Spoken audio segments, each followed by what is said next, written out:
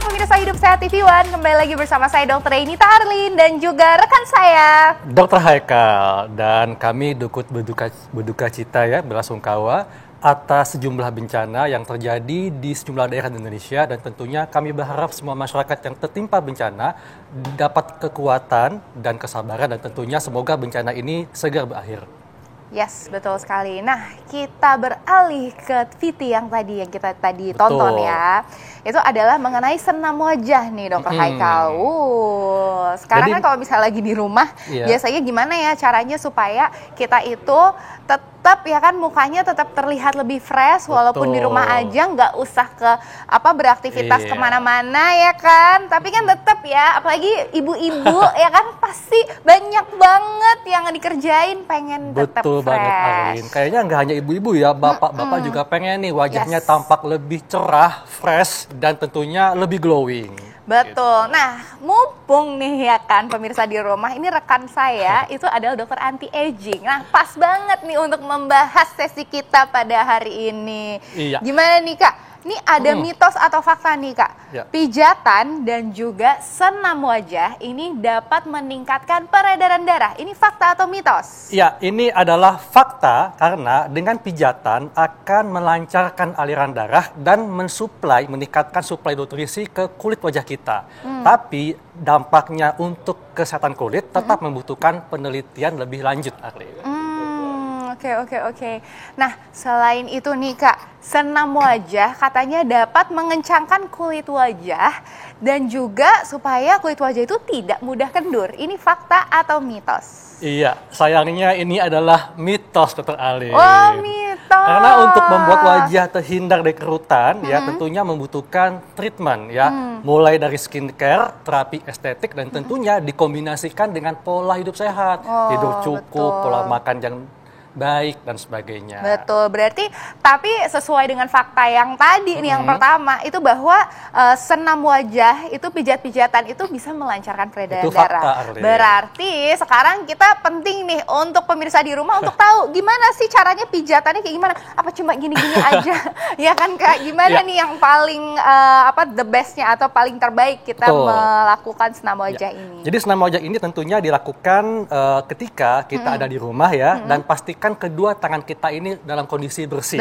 Ya. Betul. Apalagi di pandemi kan, kita mesti menjaga kebersihan tangan kita, dan tentunya menghadap ke cermin untuk bisa tahu gerakannya seperti apa. Berarti ini gerakan yang bisa dilakukan sendiri ya? Betul. Oke. Seperti apa nih Kak? Yang pertama adalah ini tangan udah bersih ya. Jadi yang paling awal adalah kita angkat kedua alis ya, kemudian dekatkan seperti kita mengkerutkan wajah kita. Nah, setelah itu kita mengkerutkan hidung kita seperti ini nih ya. Nah, selanjutnya semua gerakan ini dilakukan 5 repetisi. Oh, 5 repetisi. Ya. Berarti 1, 2, 3, 4, 5 gitu ya. Yang ketiga, kita menjepit bibir kita ya. Setelah itu gerakan mulut seperti kita mengucapkan huruf U. Ya. Nah, itu sama 5 kali juga, 5 repetisi. Nah, senam wajah ini dapat dilakukan pagi atau sore hari. Jadi dalam satu hari tuh kita bisa 1 kali ya Kak? Bisa sekali. Bisa 1 kali. Cukup sekali sehari. Okay. Nah, kemudian ya seperti ya tadi ya, kita gerakan mulut kita seperti bilang huruf U. 5 kali ya.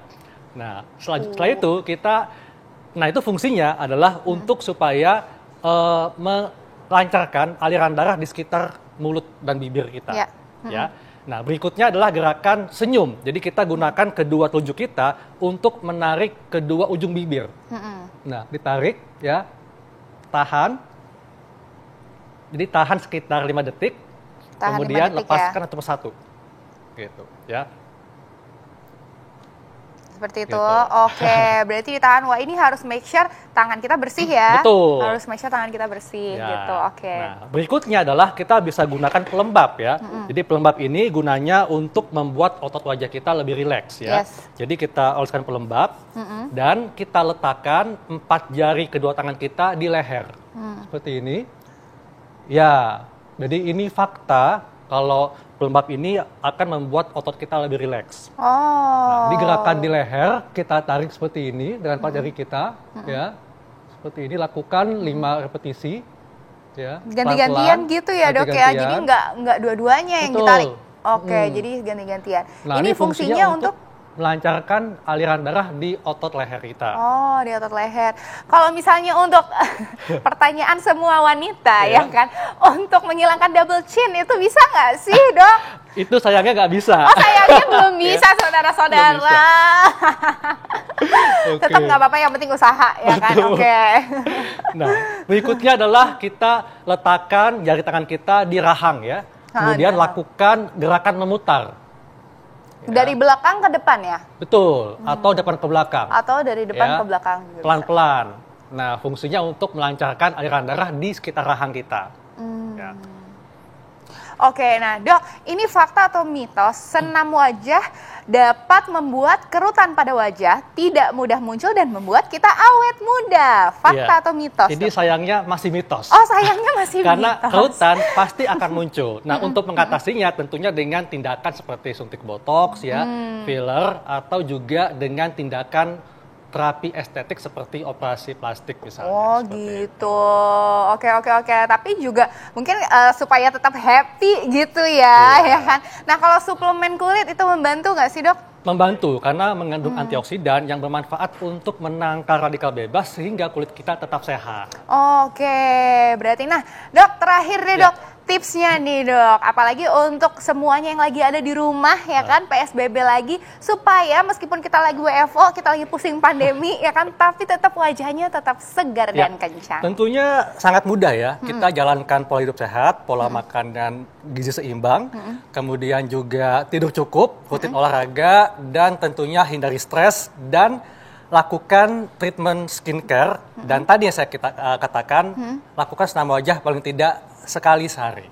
Yes, betul sekali. Wah, lengkap sekali nih ya, langsung dipraktekkan nih ya. Nah, ngomong-ngomong WFH nih ya, Dokter Haikal, banyak kan yang juga kita beraktivitas banyak di rumah, baik juga orang dewasa maupun anak-anak juga loh.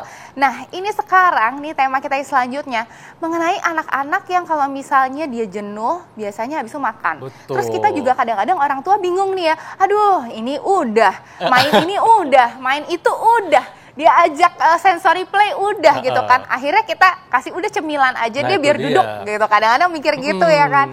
Nah tapi itu sebenarnya ya kan, sebenarnya itu bahaya apa enggak ya, karena kan kita mikirnya anak gemuk biasanya lucu ya, gemes gitu, kayaknya lucu cabi-cabi gimana gitu ya, tapi ternyata ini enggak juga Dokter Alin. Nah kita akan membahas nih ya, bagaimana sih anak yang menggemukkan itu, apakah menggemaskan atau tanda bahaya. Nah kita akan simak sesaat lagi, tetap di Hidup Sehat.